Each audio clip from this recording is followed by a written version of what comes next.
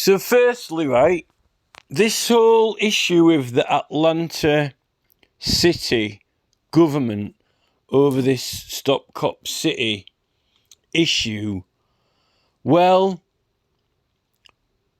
in regards to the city's position on the current construction work that is ongoing, so a petition for something, even if it's a petition for a new park bench or a petition for a new sports centre or a petition, for or against building or planning, or whatever it is that the public are asking for through the petition, it is a legal case. It is a legal process.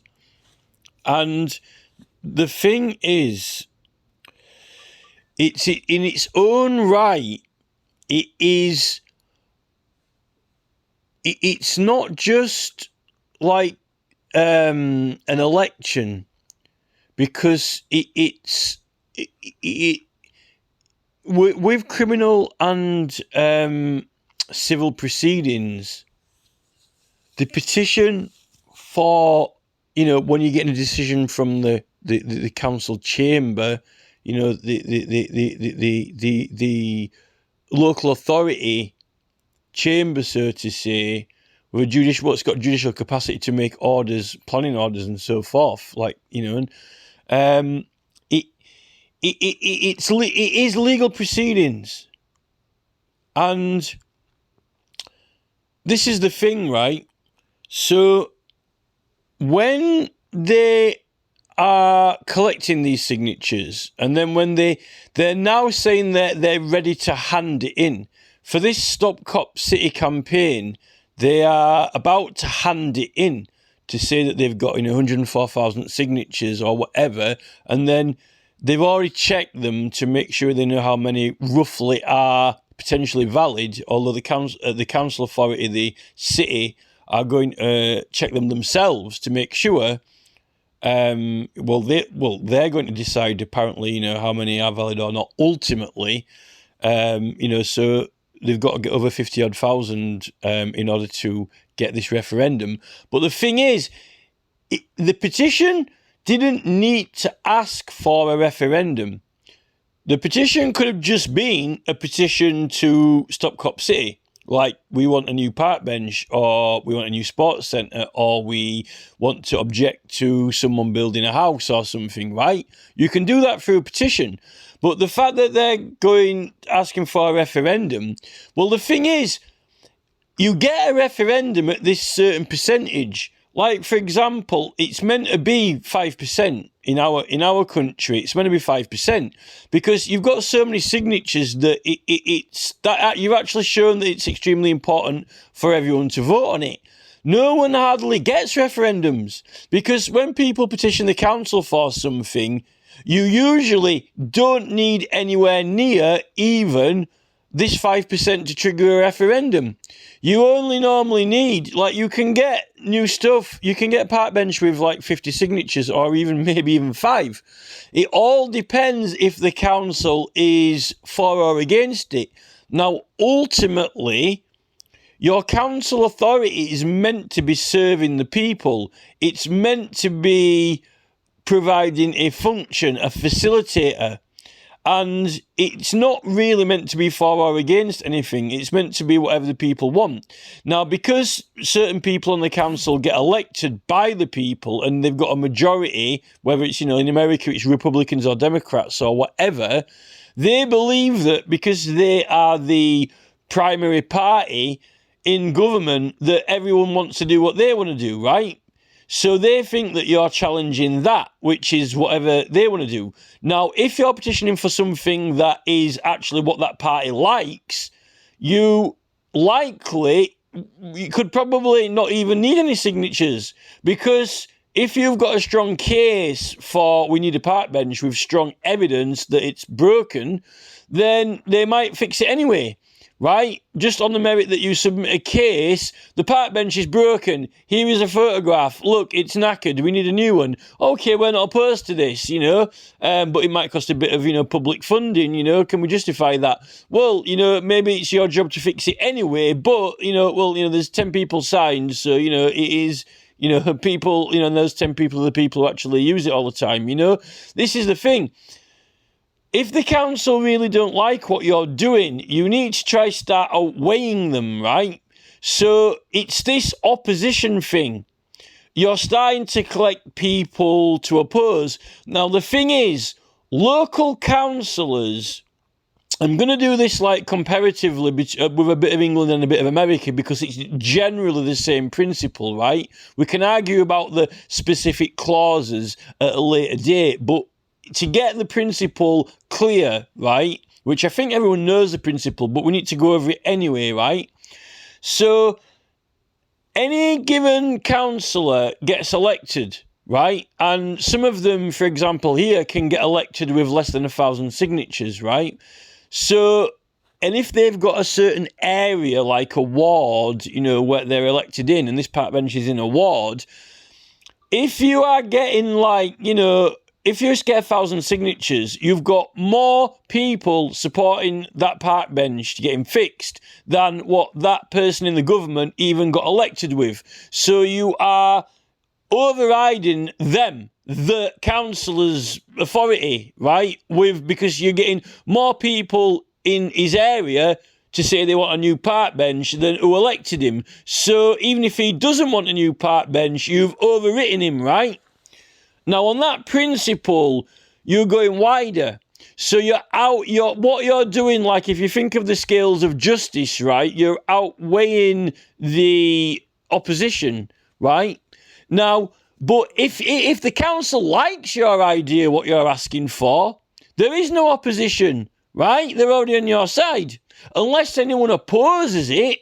If you want a new park bench and loads of people really don't want one, and they actually put that in writing, then they're trying to block you. But if they're indifferent, if they don't have an opinion, if they choose not to say anything, then they are neutral, right? So, effectively, you could stop Cop City with one signature on the basis of, we don't want it.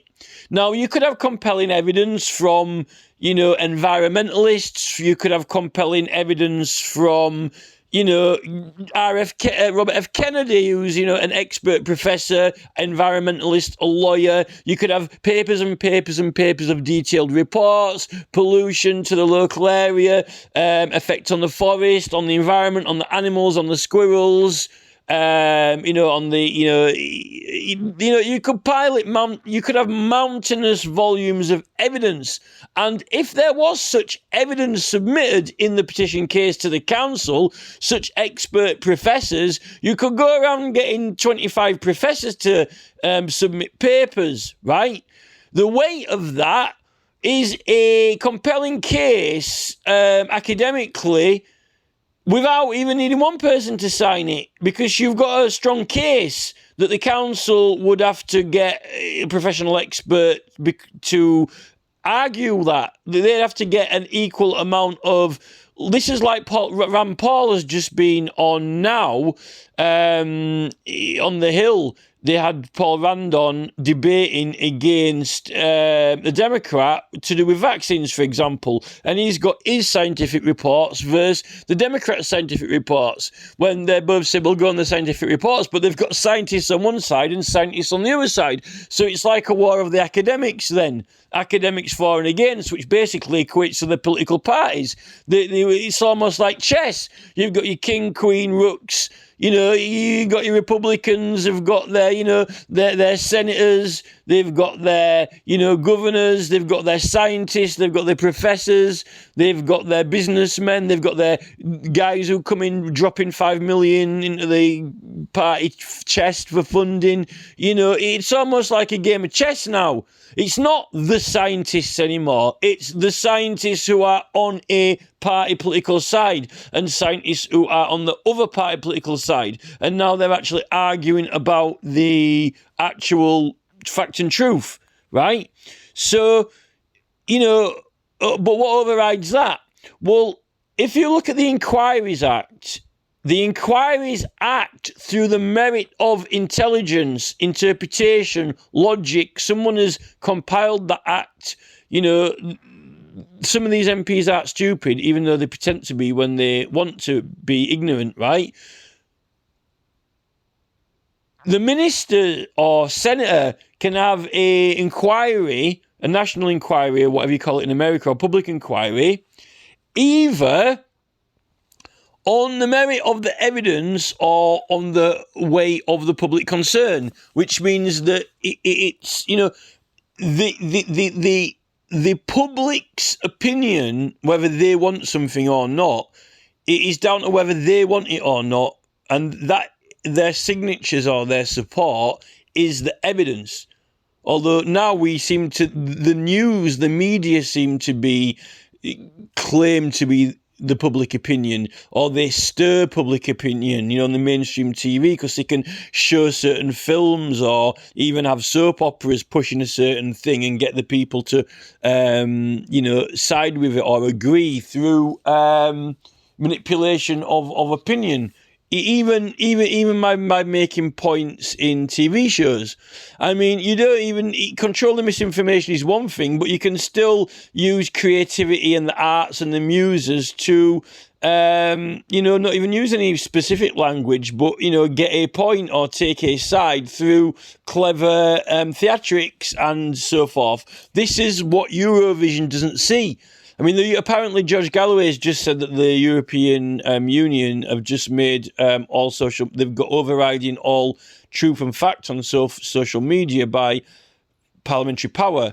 But yet you can do petitions to the European Parliament, and you need to be able to get signatures on that. And your signatures can potentially override the Parliament. You could surely you can have a European Parliament referendum. So I don't know what George Galloway is on about, because you can't actually ban. It serves a legal function in proceedings. The European Parliament have petitions. You can petition the European Parliament, so they can. If you can petition the European Parliament, and when you're doing that. You can always have a European referendum if you get an insane number of signatures, so you can actually override what the Parliament say.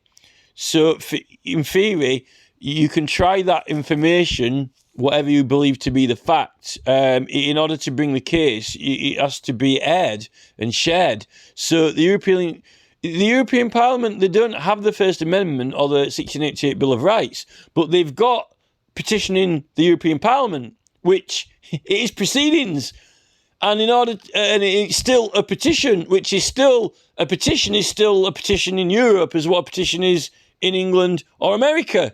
So on the merit of the fact, or the basis of what it actually is, which is you get people to sign it, and then it gets debated in the Parliament. If people can't sign it, it can't get debated, and you can always get enough signatures to override the Parliament. So, I don't really know what they're playing at the European Parliament. I don't know whether George Galloway is just disgruntled because, it may affect general talk and general conversation on the internet, like some, sports injury video where someone's giving instructions how to treat an ankle sprain that is wrong, or potentially dangerous, that could, maybe, make it worse.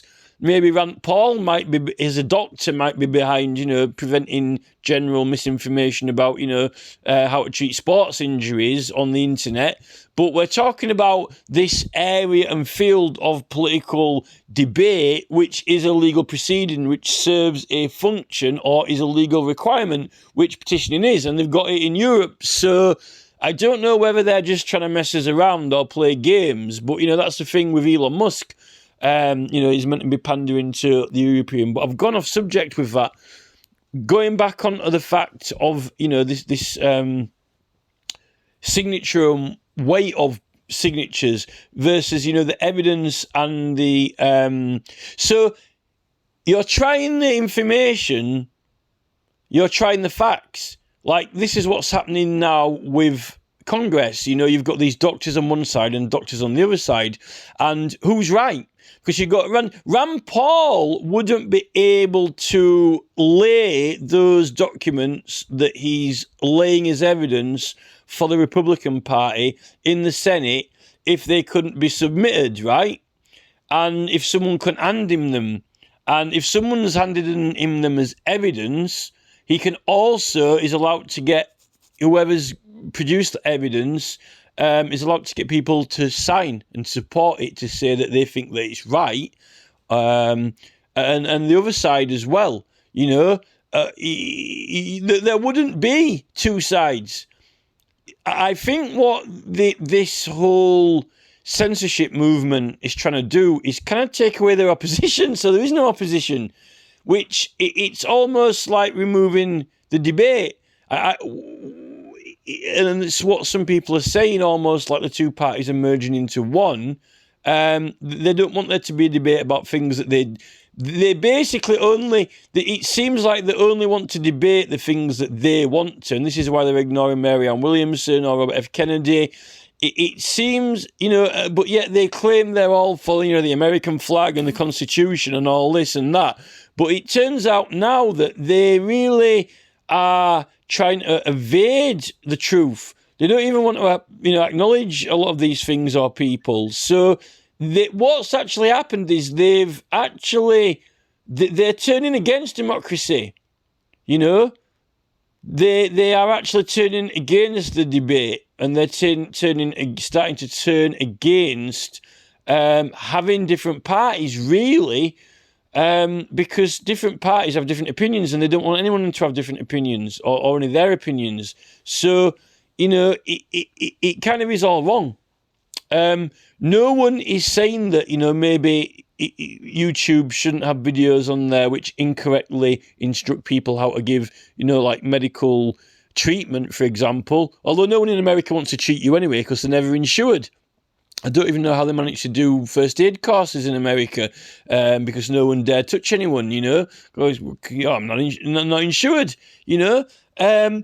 But, you don't want someone, trying to give someone mouth-to-mouth or resuscitating them when someone's instructed them, to put a noose around the neck, and straighten the neck out and hang them from a tree, But that's kind of like, it's a bit of a no-brainer that, it's just, then again, can someone even do it for comedy? How do you know what context it's in?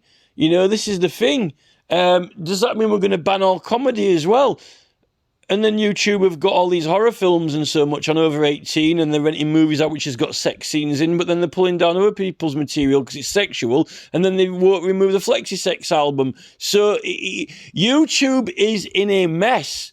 Just because of logic, they want to make money out of the films, they want to sell the movies, make some money for Universal Studios, make some money for Warner Brothers, sticking over 18 on it.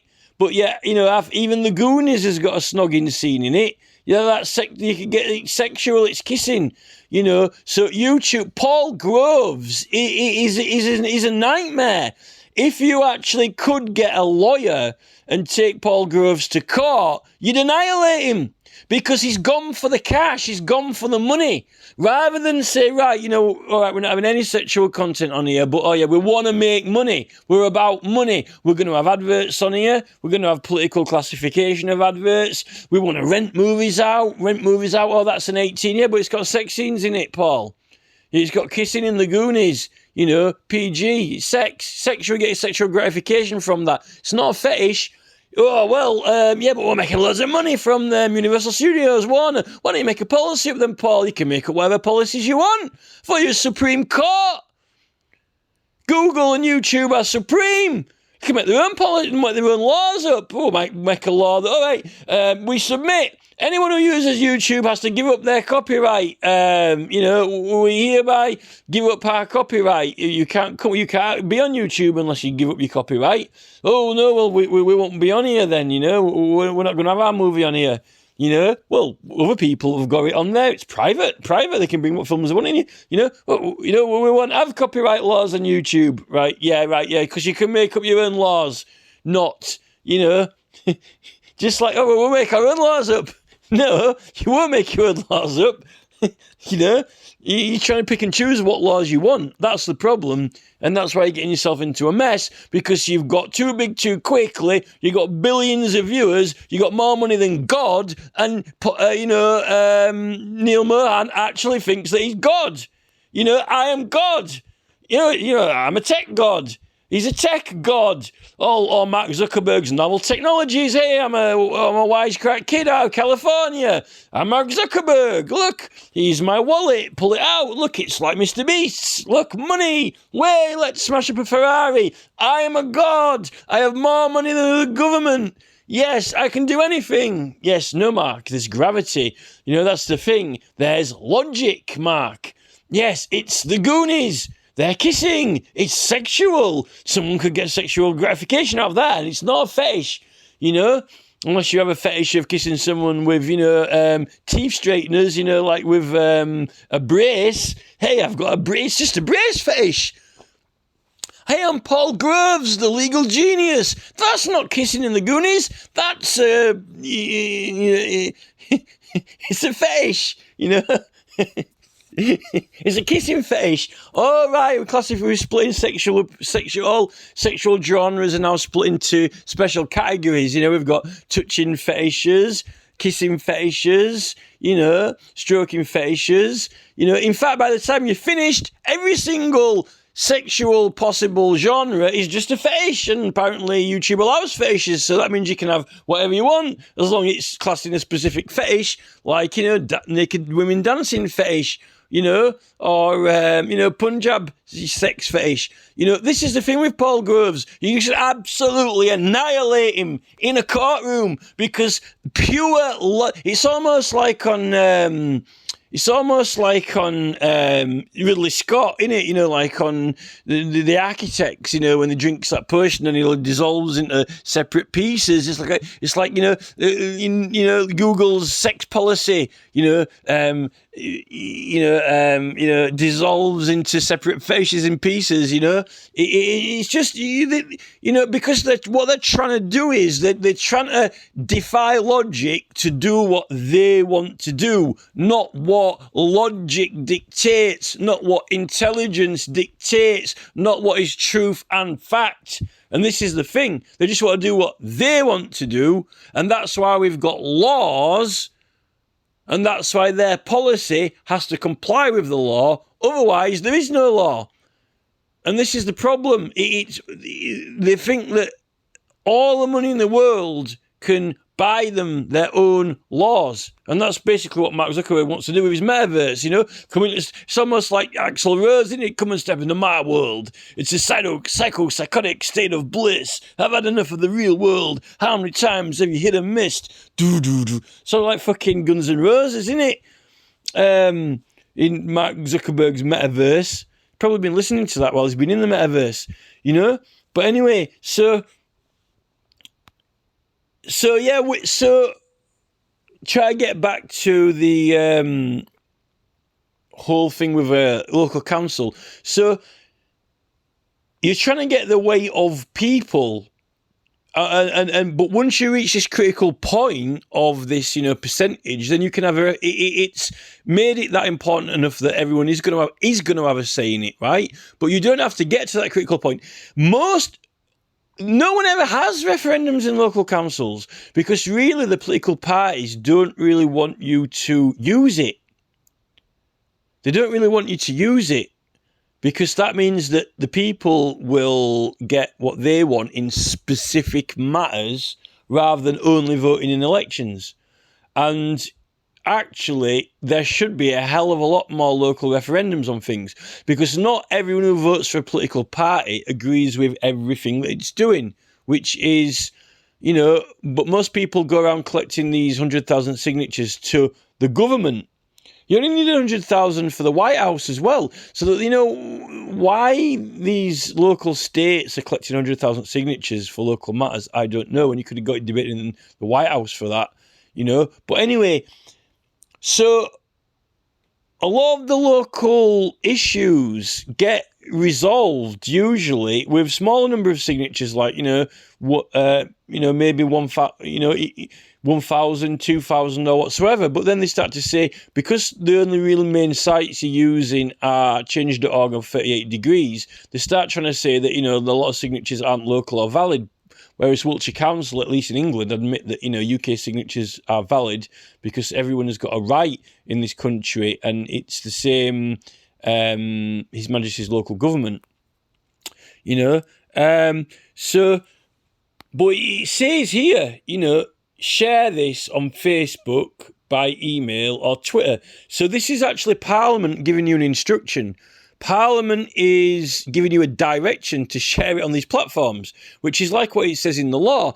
It says where there's a requirement to publish, where publishing it serves a legal process or a legal function, which is why you've got certain areas of the newspaper, the publishing is reserved, a little bit like all rights reserved, but it's, you've got your immunity, you've got the right or a requirement to publish. Local council authorities with roadworks, or the police with witness advertisements to come forward.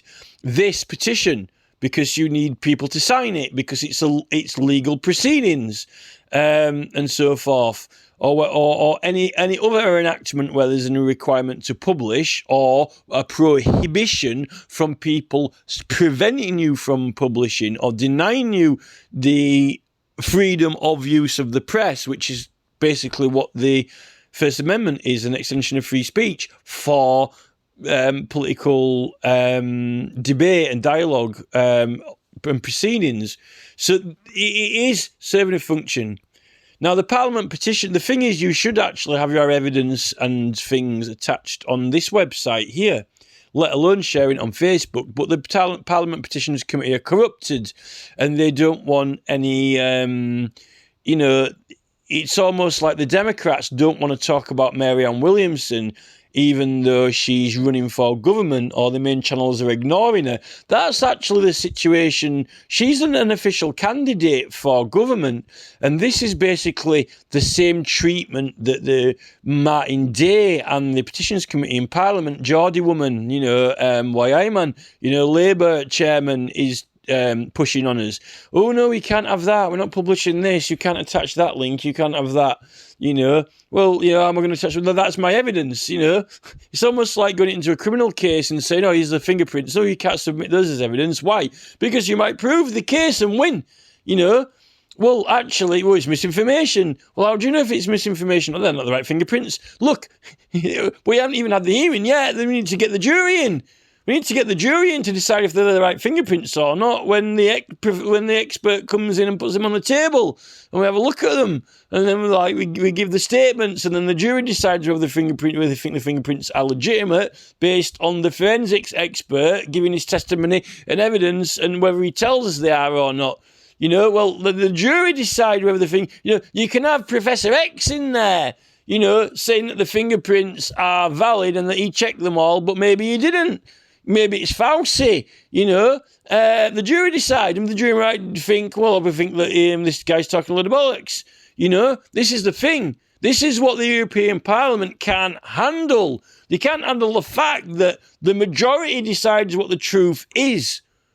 Unfortunately, that is what the Democratic Party are trying to do now.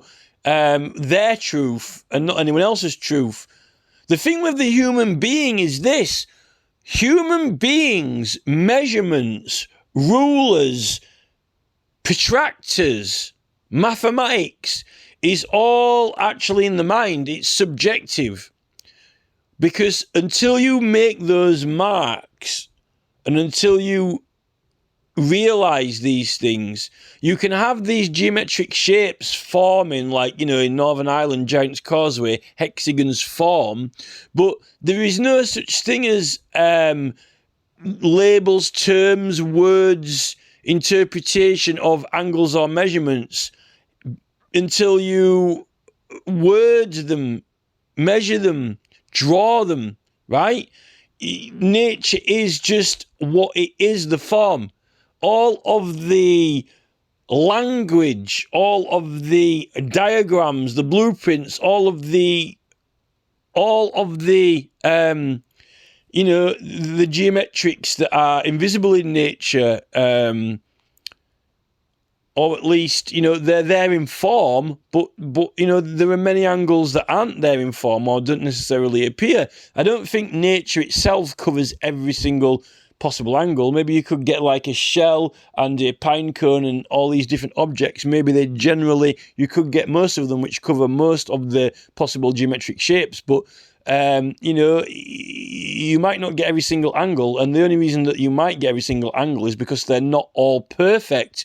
Because the only reason that you may get every single possible angle is if they're not actually perfect, if they're off, if they're misshaped. So the misshaping of an object actually invents a new angle, because without movement, without change, you can't actually have more angles. Because if you can only have a triangle and it never changes, you can't have anything new. This is the power of creation.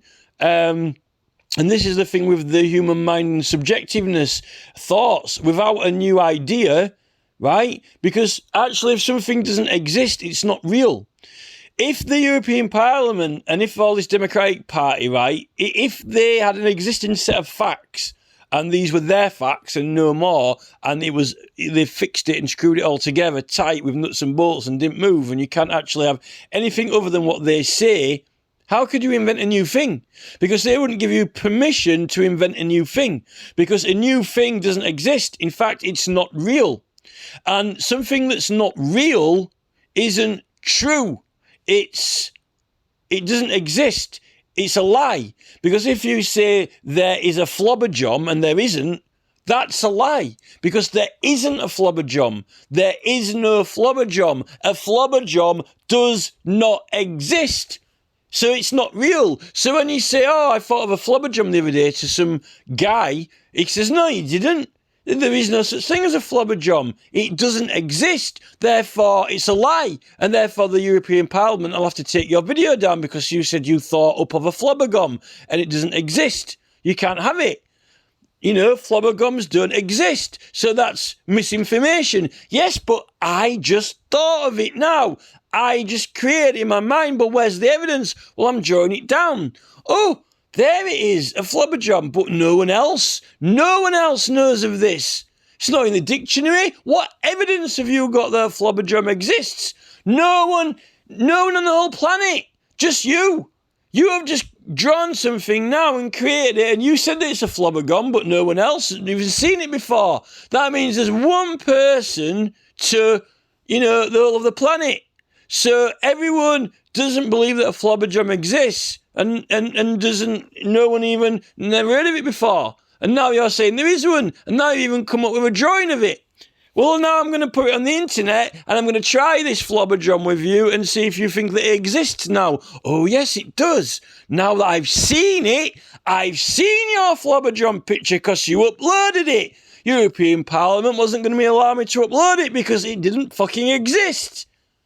Right? So I invented it.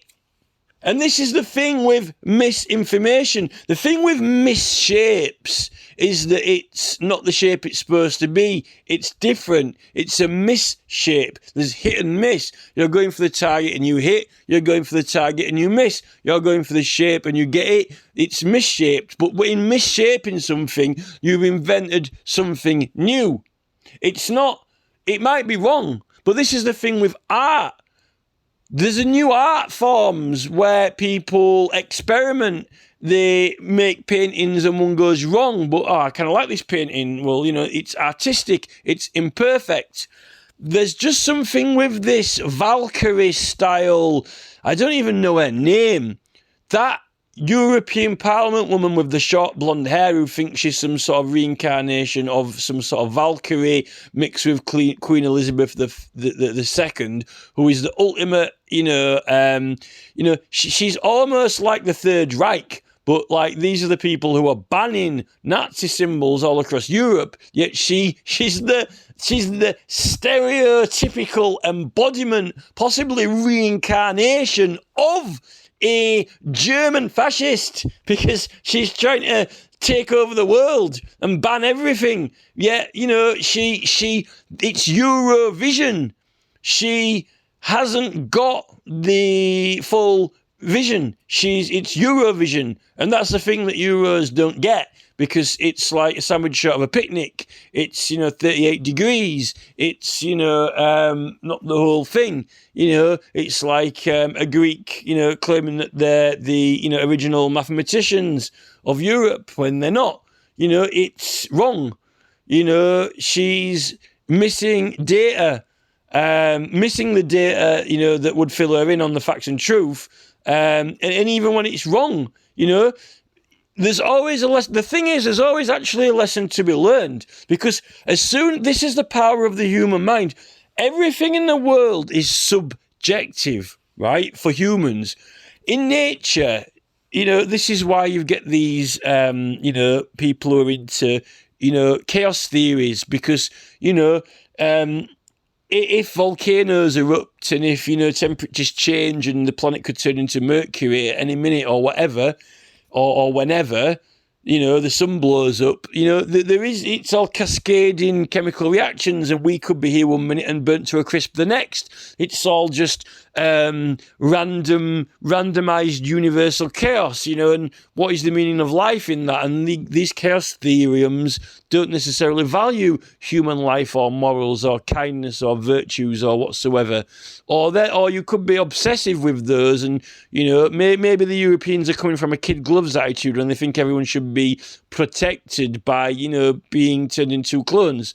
But the thing is, if you've got a video, and I would put this to Rand Paul, if you've got a video where someone is supposed to be giving someone medical emergency medical first aid, with a broken leg, and then someone wraps a rope around it and hangs them from a tree, then what is that?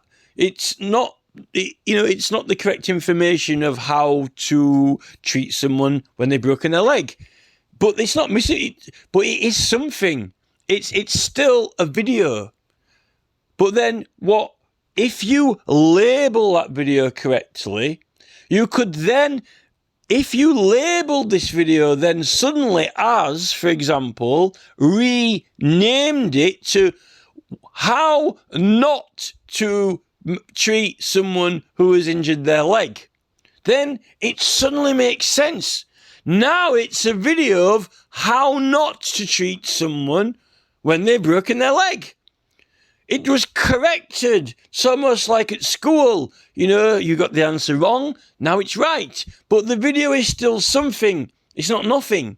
And this is the thing that's infuriating about YouTube, when they're showing all these horror films, death, 007 getting bashed in the balls, all the rest of it. And then, Neil Mohan rocks up with his policy like Mr. Muscle loves the jobs you hate, comes out of his, no harmful acts or illegal acts or violence. Well, what's happened in that film then? Oh, no, that's pretend. It's acting, But so if it's pretend and acting, then why has it got an 18 certificate on it? Because everyone knows it's not real. And then we tell our children, oh, it's not real, it's just a film. Oh, they might think it's real, though. It's just a film, though. That's what good parenting. No, it's pretend. Yes, but it still might scare them. Oh, so it can scare them even though it's pretend. But what's it doing on YouTube then? Oh, we're making some money out of it. We're renting it out. We're making billions for Universal Studios, Mr. Beast, and Warner Brothers. you know. Oh, it's raking the money in. Oh, it's raking the money in, is it? I see now. You know, a policy for one and one policy for others. We can't upload harmful acts. Well, no, actually, we don't want people to actually really, you know, harm themselves, you know. Well, you know, what about Max Mosley in a cellar with a load of, you know, Nazi actress porn stars, you know, I consent to be whipped. I consent. Oh, they're consenting now. I consent to be punched in this film, you know. Consent, I consent, submit, I submit to YouTube.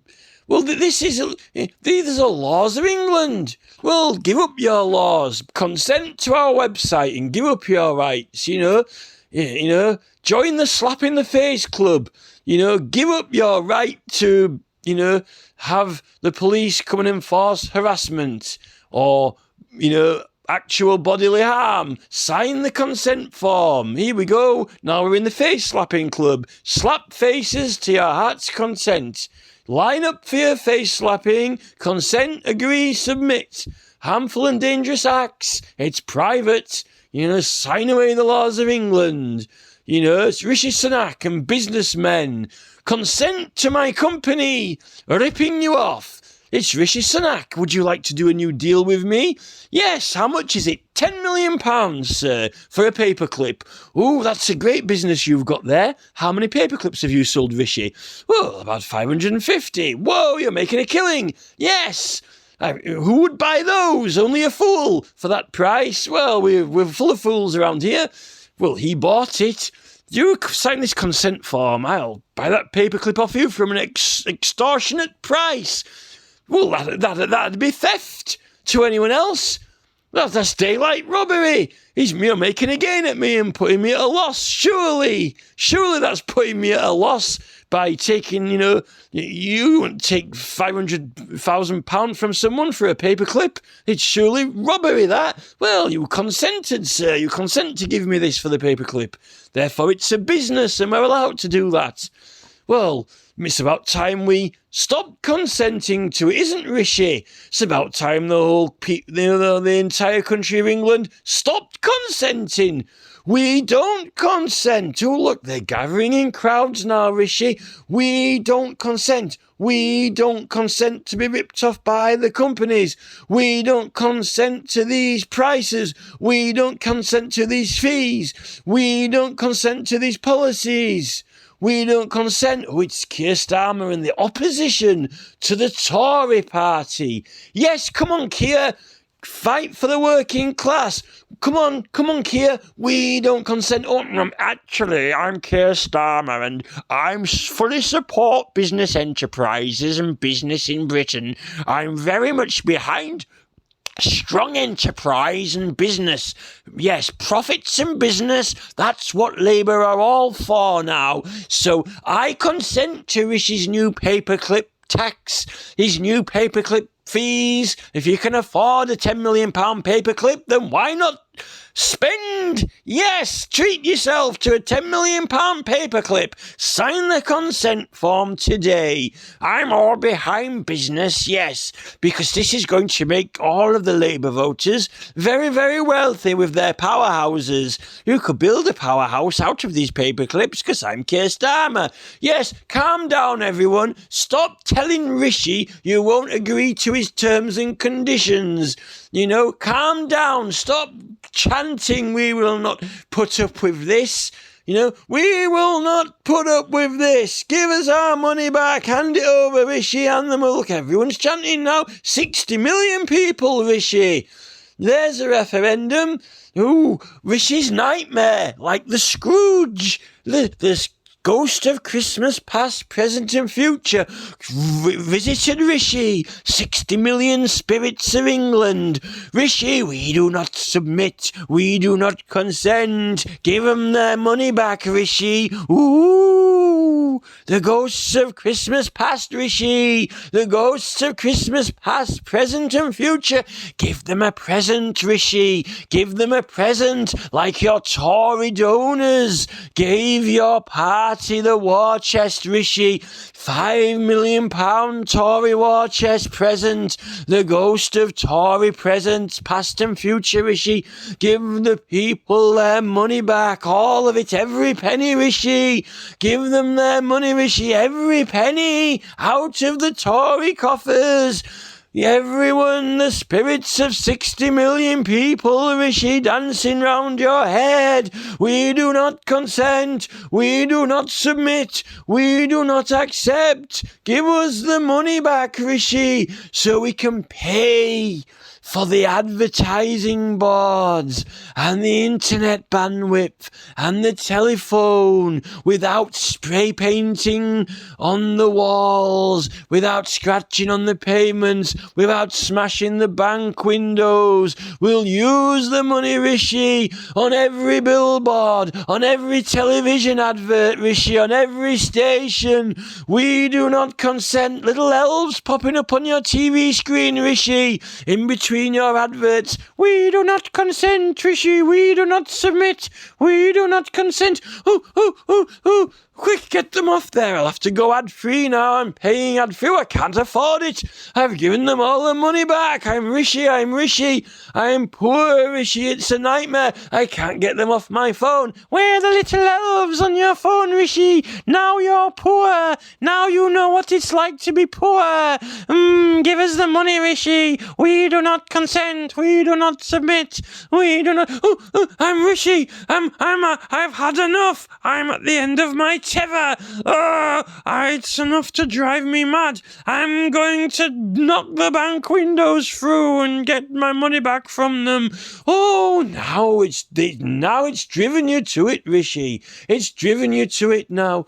Put your arms round them. Put your arms round them, Rishi.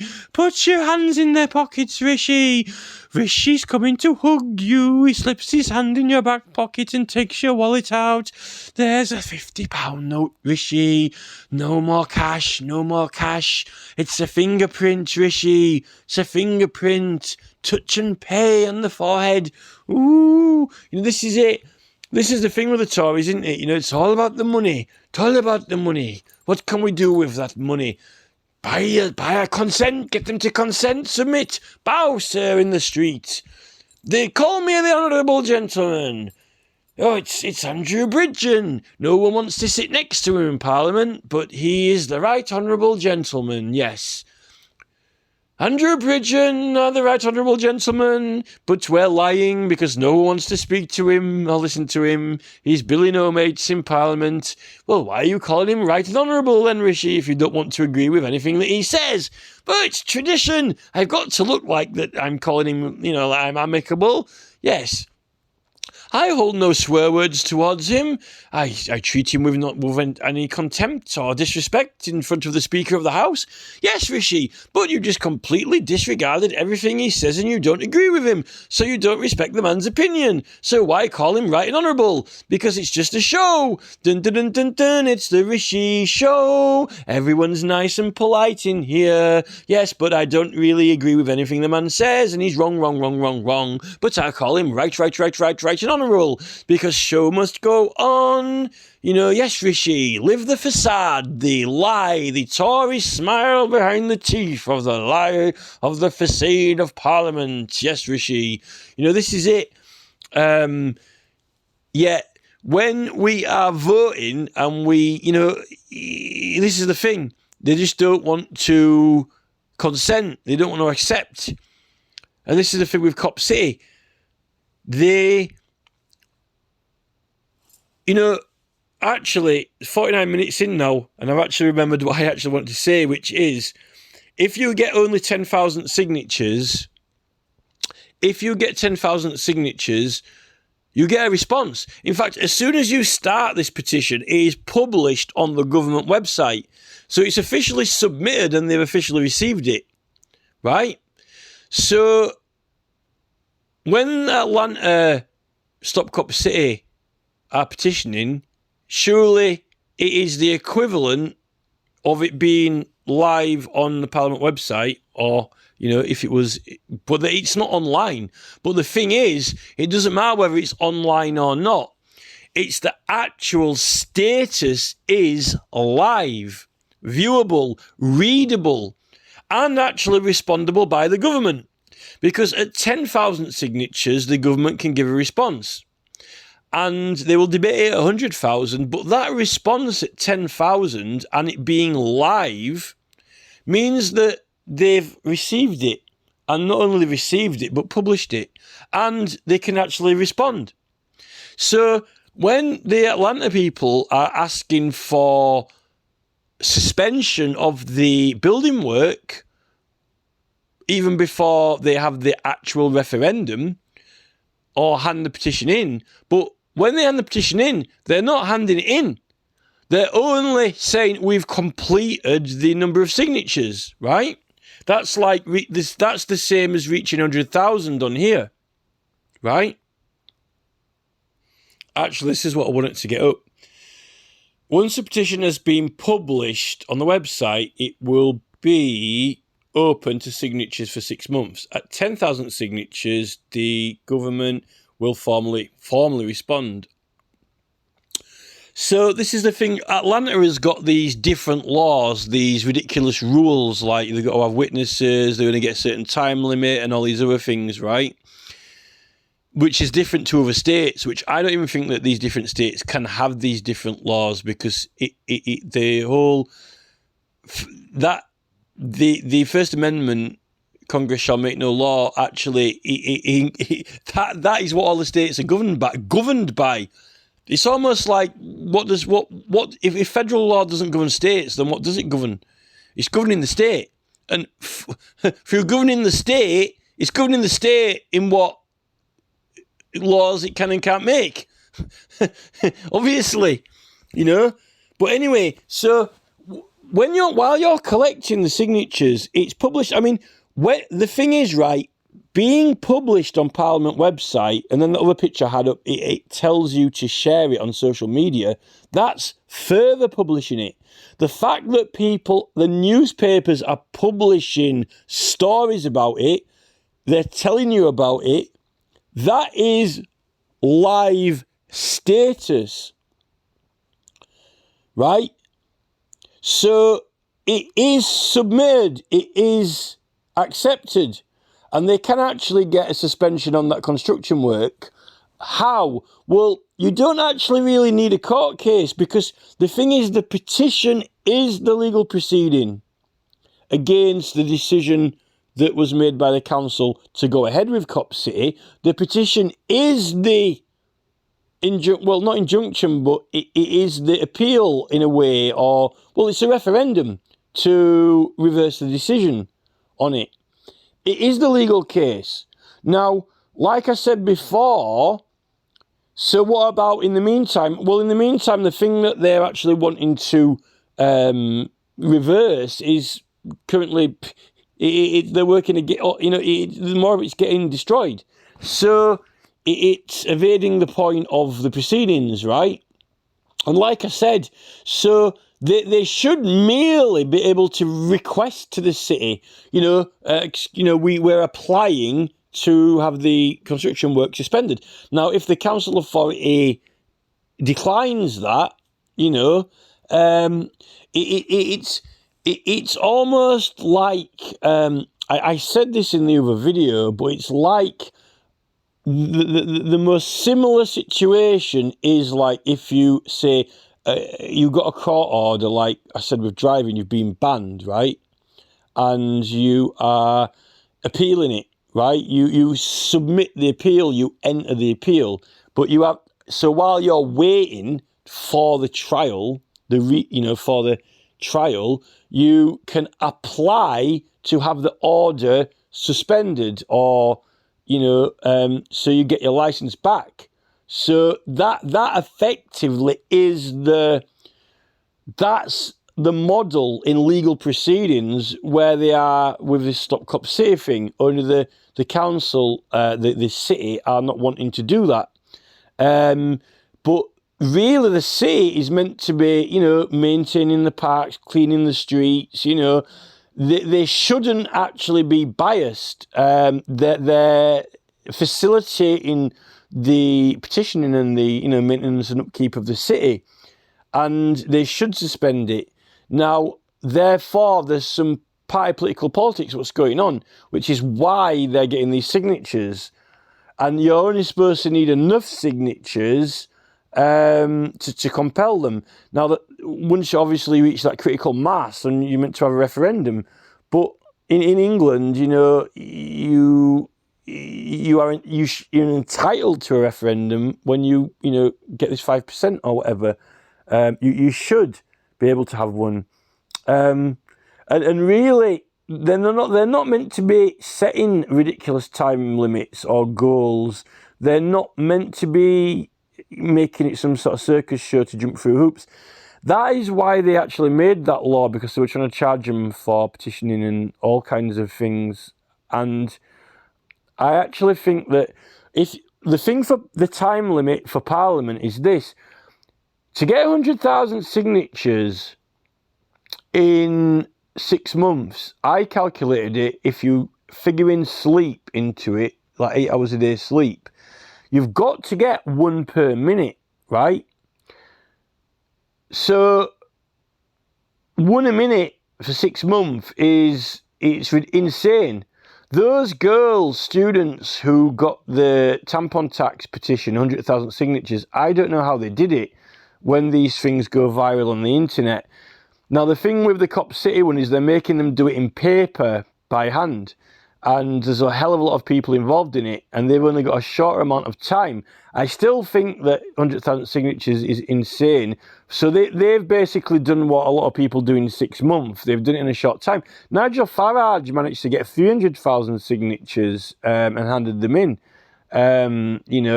But obviously he's got a big platform, and the thing is they're not letting him do it online with this Stop Cop City thing, which is another ridiculous, insane thing. They're making them like another hoop to jump through, which I don't really think that they can make them do that. I think those Georgia state laws are a load of codswallop, criminal. But, so this Atlanta City is just being... And therefore, if they've got any protests or people kicking off and, trying to break into those construction sites, then the city is effectively, they're responsible. They've got to have responsibility. What they're doing is they're not thinking, right, we've got a situation here, there's a hell of a lot of people behind the really, massive cause, and there are a lot of protesters kicking off. Now, do we want to continue to be uncooperative and encourage them, provoke them to have no option but to do these actions, and then we'll send the police at them and then shoot their drones down, even though they're filming for behalf of the petition in order to show people footage of the site, and the police are breaking the law by shooting drones down. It's law. It's like the Wild West, isn't it? Still. These Americans are nutcases, particularly the police force, what are they even doing with weapons to shoot drones down? It's almost like as bad as Putin, So I don't think that this city are doing itself any favours. They are causing trouble. What they're doing is they are actively... they're inciting these people to do these things because they just will not suspend the work, But then Paul Rand goes on about bending the knee, so, maybe Paul Rand thinks the council shouldn't bend the knee, but at the end of the day, it's only a suspension, and there should have been a clause, those lawyers, this, what's he called, Kurt Castoff, whatever he's called, he should have, they've got a legal team, they've got a prosecutor, they've got 2 or 3 professional lawyers who, do legal cases for hundreds of thousands of dollars on a regular basis, why didn't they simply, at the start, think of that, put a clause in the petition where, when we reach 10,000 signatures, then, it's enough, it should be enough to justify, halting the work, They could do that now. But the thing is, if you add the clause in, then the council, this is what I've said before, will say, no, you can't change the wording of the petition. But he was, well, yeah, but everyone who signs it is in favour of, stopping this work. So why would they be opposed to adding a clause in which, halted the work? It's like a no-brainer, isn't it? We're not changing, it's not a petition to continue with Cop City. It's actually called Stop Cop City, not continue building it. So why would, inserting a clause into the petition saying, at 10,000 signatures, we will halt the work on there? It seems ridiculous. The city is wanting people to, it knows that people are upset about it and frantic. So, it effectively is asking for trouble, which makes you think and wonder why maybe maybe the Democrat, maybe the Tories, the Democrats, the elite, the business people. It's almost like asking for trouble. It makes you consider the entire, going back to that Scrooge example that I diverged into earlier, it makes you wonder what the entire basis of the rich is. We've got all the money, you haven't, we'll have to build. They're making life hard for themselves. It's like Charles, isn't it? Oh, this is the palace and the gates. Why have you got those? Oh, it's for protection. And now I've got to have, my muskets with my musket pipe and drum. You march them up to the top of the hill and you march them down again. Oh, the grand old Duke of York, he had 10,000 men. Why do you need 10,000 men, Duke of York? Because just for my own entertainment, it's for protection. Why would you need to be protected? Because I've got a palace of gold. Why do you have that? Because it looks cool. Kudos. It's like stylish. It shows my power and money. What power? Well, the power, if everyone came and donated the money to you and, they all came, it's like the Dalai Lama. But the Dalai Lama gives everything away. He has no possessions, nothing. He has nothing and he's happy. Well, we have everything. Did everyone come and give you it? Oh, it's the citizens of England and America. They're coming bearing gifts like, the three wise men, gold, frankincense and myrrh to Charles and Andrew. Oh, we three kings from Orient are here we come. Charles, have our crowns, have our riches. We, the citizens, the poor labour workers, the Labour Party of George Galloway, we come, we are the labour workers, we work just for you, here, have all our money, we give it to you, there you go, Charles, have all the palace and the gold, there, we're so happy, oh, come, let us adore him, oh, come, let us adore him, oh, God save the king, we couldn't give it to a more self-deserving person, oh, why all the security guards and soldiers then for protection? But why? We love him. We might get mobbed to death like Michael Jackson, surrounded by children trying to give him a hug like Rishi. Oh, I get it now. They want to hug him to death. It's Rishi. Come on, Rishi, give us all a hug. Hug us to death. This is it. No, he came over and conquered the place by force, then built castles, sent someone round telling everyone that all their farms were worth half as much in Domesday, ripped us all off, and ever since then, massacred our ancient sites up, like some sort of genital operation that's gone wrong, ancient site reassignment, Old Sarum reassignment and, Castle Hill gender reassignment on the ancient sites. And now they're wanting to gender reassign Stonehenge, this is it. And we're still a conquering force.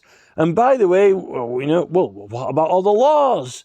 All the laws that are here for us, that the public enforce the laws to make sure everyone complies with the laws.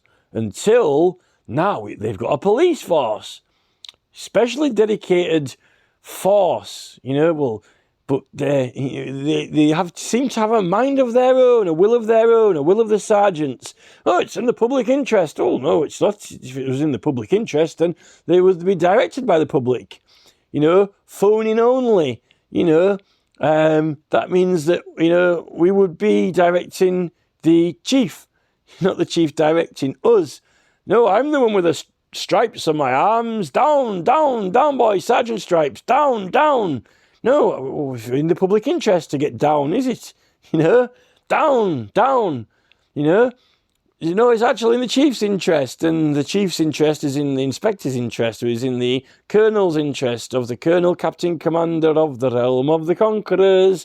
Now we've got ourselves a military force and a police force. Oh, it seems it's in the name of Rishi Sunak. No one shall come into Parliament armed. And why is that? So there's no fighting in here. Yes, but you're vehemently fighting each other. Well, who's that? Why is there an armed police officer in Parliament? Then, oh, that's the referee. Oh, the referee's armed, is he? Whose side's he on? Well, he's on both our sides, Tory and Labour. He's on Andrew Bridgen's side. Ooh. Jeremy Corbyn's, he's on the side that's in law and order, the side of the law. Yes, but we're making up what the law is in here. Well, we did make a law up. We made a law up that there's no armour, no weapons or armour to be in Parliament. So what's that big mace doing there then? Oh, that's the King's mace, with the authority of the King. But we can't do any law without his authority. Yeah, but he's not allowed in here. Well, that's interesting. Did you steal it from him? We stole the mace from the King, and we have apprehended it in Parliament. Well, he's not allowed in here. He can't touch his mace, and we can't touch it either, because that might be drawing arms on the King. No one can touch the mace. Or someone walked up and picked it up and walked out with it, didn't they?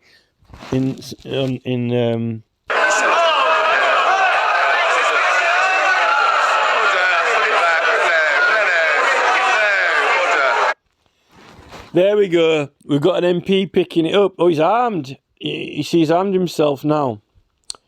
That's the King's mace. The King is not allowed to come into Parliament, so he can't pick the mace up himself. No one is allowed to be armed in Parliament, and no one's allowed to draw arms on the King, or possibly even draw the King's arms, I don't think. So the mace is a conundrum. But although it's ceremonial, it's not a scepter, it's actually a mace. A mace is a weapon. So the mace is there. You can't have Parliament without the mace in there. But no one's meant to pick it up. Says you're not allowed to have any armour in there, but you're not allowed to pick it up. The King, that's the thing, the King cannot come into Parliament. This is the thing. You're not allowed to draw arms against the King, right? But the King is not allowed in Parliament, so you couldn't actually draw arms against him because he can't go in there, right? Into the Commons, at least, right? So you can't draw arms against the King in Parliament, right? Only on your fellow citizens. But there is no power and authority in Parliament without the mace there. But you're not meant to be you're not allowed to wear armour in there, but you're also not allowed any weapons. I don't think you're allowed to pick the mace up, or I don't think that you're supposed to pick it up or touch it. I don't know how that works out, where you're not allowed to have any weapons in when the mace is in there. But it's two sides that are opposing each other, and the whole point is that the reason that there's no weapons or armour allowed in there is so there's no fighting. No one's allowed to have it. But the odd thing is that the police are armed, that Andrew Bridgen says. But no side is allowed to have weapons or armour in there. Now, you could try and say that the police are a referee, but the Speaker's a referee. If there's the reason that no weapons or armour is allowed in there is that so no one can use them for fighting. Now, back in the olden days, when they were a little bit more tougher, like Oliver Cromwell, everyone could handle themselves, with their fisticuffs, and slap him, slapping a glove around your face and chucking it on the floor or whatever, you know, or you know. So, you know, I don't think they considered, you know, other unarmed people a real threat, because if, you know, anyone like kicked off in Parliament, then obviously there'd be enough people to like subdue them or whatever. I don't know why they've got police armed in there, because the police are people. Every person has a political affiliation, and even if they're non-voters, then that is, you know, that's evading the point. The reason is so there can be no fighting. Once someone is armed in there, they can fight. So the police, it's almost like Suella Braverman, you know, when she got that speed, you know, the police use a speed camera against her when if Suella Braverman is going to Parliament, going to work, she was fined. She was charged. They used the law against her when she was carrying out a job, right, in connection with Parliament. So the police have been getting these MPs with speed cameras, right? You know, so charge, prosecution, defence. I will defend. Here is the prosecution. Here is the symbol of prosecution, a sword, an armed model with a sword and weighing scales. I will defend, attack, defend, Keir Starmer, prosecutor, the law, right? Suella Braverman going to work. They charge her. They prosecute. She has to defend. It's a weapon. She has to defend, right? So how does that work out? So the police are attacking ministers when they're going to work in Parliament, right? They're attacking them. And they're walking around with weapons. Well, God knows what else they're doing on their computers, you know, led by donkeys, undercover shit. So the police are in a authoritative position, which is kind of why Richard Cromwell stepped down after Oliver Cromwell died, because the army was intimidated and he didn't really want to do it, right? So the MPs are being threatened and badgered by the police in connection with their work and job. No, I don't think Suella Braverman, unless she was going out partying or something like that, I don't know, like maybe she was going to Liz Truss's cocaine party, I'm not sure. But, you know, they need to be able to get to work in Parliament with their transport. So this is the whole thing with that, like, 007 Bond film that I uploaded the other day, for example. You know, no one is allowed to have weapons or armour in Parliament, so there can be no fighting. If they are armed, then there could be some fighting. If they don't have armour or weapons, then they can't. Now, what they'll say is, oh, well, what if someone gets in? Well, that's why I have better security, have better checks. You know, everyone's been searched going into court or whatever. You know, put your things in the box and get it scanned, you know. You know, there's been plenty of Extinction Rebellion incidents at many of these gatherings, you know, with Rees-Mogg or Tufton Street or other banks in their presentations, and it always seems to be manageable. If people aren't armed and they go in there and misbehave, I've always seen it as, you know, they get grabbed, escorted out, managed. That's, I think, how they saw it in 1600, you know. You're not a threat when you're unarmed. So, you know, the whole thing with having the police in there armed is really, you know, this is why I don't advocate Suella Braverman being charged, because, you know, that means she'd have to defend. And when she's been charged, you know, you need armour for defence, you know, and there can be no armour because you can't be attacked. So, you know, and it's not just inside the chamber. We've established that, you know, things in connection with proceedings that are brought to Parliament, you know, when you're carrying the dossiers and documents in your car to get there, it is this is what was decided in Southwark Crown Court in the and the observations on behalf of the House of Lords with the Jeremy Johnson QC paper for Lord Hanningfield, which is, House of Clerk, to carry a message, even from Parliament to the court, he has to walk through the streets with it to the delivery boy, this is the work of Lord Adonis. I'm going to make observations on the trains on behalf of the House of Lords, and then I come back with my assessments on behalf of the House. So I'm doing work. This is it. So, it is the Mace is the conundrum in the whole thing. But that's why you're not supposed to remove it. You're not actually allowed to take it out of the chamber.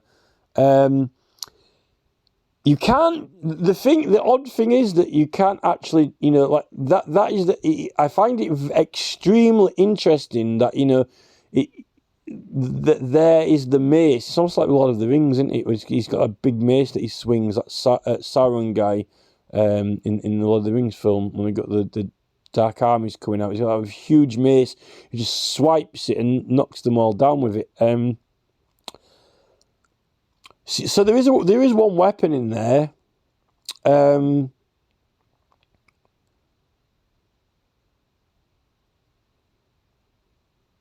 you're not supposed to pick it up. Interestingly, not quite sure, but it is the king's, isn't it? It's not possible to draw arms on the king, so the king's safe. Because he can't go in there. The king can't go in there. But if the king's not allowed to go in there, right?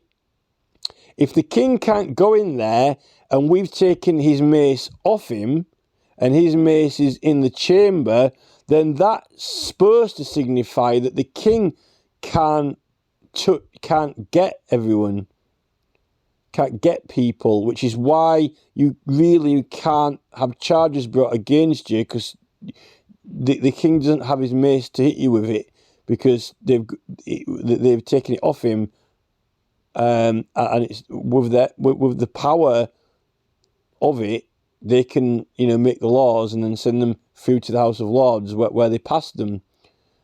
There's definitely some principle at work here.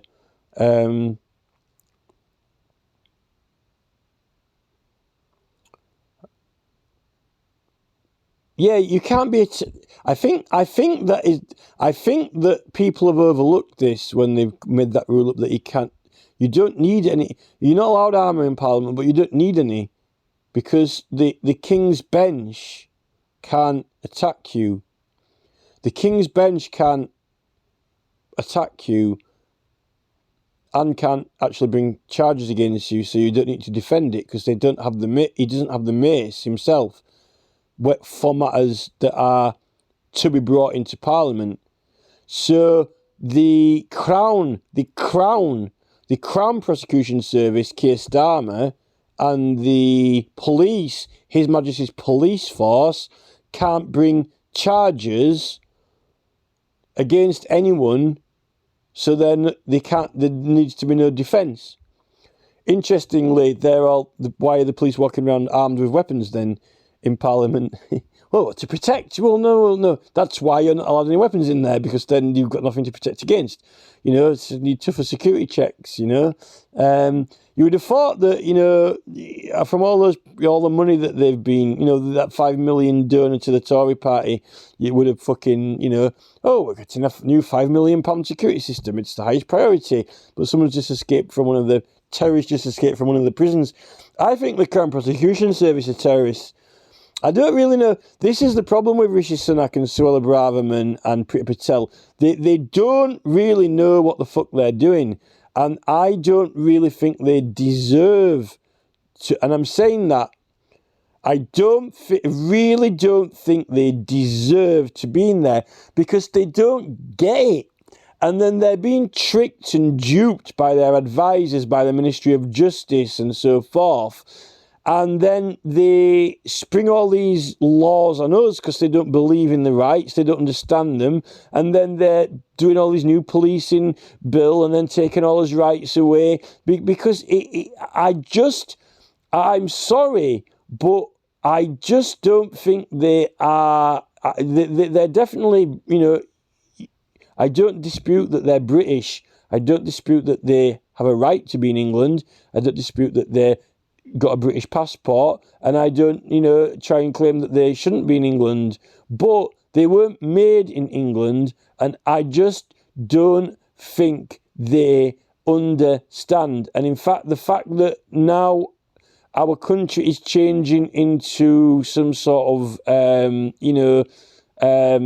Part Hindu Punjab, style law, maybe that's why the crime rate is going through the roof, which means we're devolving.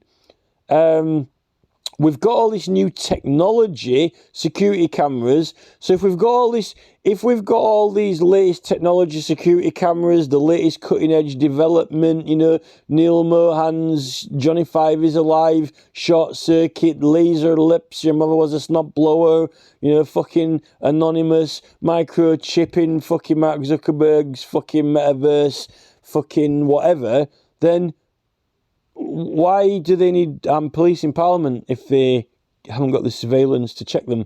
When they've never had more surveillance. It doesn't make sense, does it? It does not compute. Either they're lying or, and this is the problem. We're advancing technologically, but as humans, we are not. We're going backwards because the crime is not getting better. And they're having to bring these new laws in. People should be, if we're evolving, wouldn't people want to be kind, want to be nice, want to be polite to people, not forced by Rishi's new laws? We'll force you to, we'll fine you. Those principles of forcing people into the behaviour will put a brace, we'll put a brace, a strap, we'll put a brace in your mouth to make your teeth grow straight. We'll brace you, we'll tie you up. Rishi wants to brace people. I think Rishi Suella Braverman, maybe Suella Braverman needs a brace on a car. Other than the fact that, if she had a clue what the fuck was going on, then she'd realise that, she's not allowed to be fucking charged because, the king is not allowed to attack her. So therefore, she has not got no defence because the king hasn't actually got his mace. They've got it and he hasn't got it. So how can he attack them? Although Keir Starmer's there waltzing up and down in the chamber. So look, this guy here. Because this guy walks up with the mace, you might as well have Keir Starmer might as well be fucking picking it up and whacking people around the fucking head in it. I'm the Director of Public Prosecutions. Bend over, Suella Braverman. I'll smack your bottom with this mace. Oh, sir. Oh, Keir. Oh, Keir. Oh, sir, spank me, Keir, with the King's mace. No, look, it's Penny. It's Penny Mordaunt. Or is it Mordaunt? Oh, apparently Super Tansky was saying, I don't know, something about Penny Mordaunt, having sex in House of Commons. Probably worse than Matt Hancock, hiding behind the door, snogging. And then, oh, look, there's Keir. Oh, look, it's Keir Starmer. Oh, bend over, Suella. Bend over. Spank me with the mace, Keir. Spank me. Spank my bottom with that mace. Oh, oh, oh. Go on, Suella, you naughty speeder. I'll spank you with this mace. I'll spank you with it. Spank me. That's the King's mace. Put it down. Listen, you're using this mace with the authority of the King. I'm Keir Starmer. I can use this mace with the authority of the King to spank anyone in this chamber with it. No, only the King may wield the mace. It's the King's mace. He's not allowed to touch it. We have seized it from him. For matters of this Parliament, we have the authority here. No, there's well, look, it's Keir. He's spanking Suella Braverman with the golden mace. Quick, shoot him. Quick, call in the SAS. Quick, call in, dude, call in the armed police. Quick, I'll take him out. Bang, bang, I shot Kier straight between the eyeballs. Look at that. He was attacking Suella Braverman with a mace. Did she consent? Like Max Mosley in his Kinky Hitler cellar?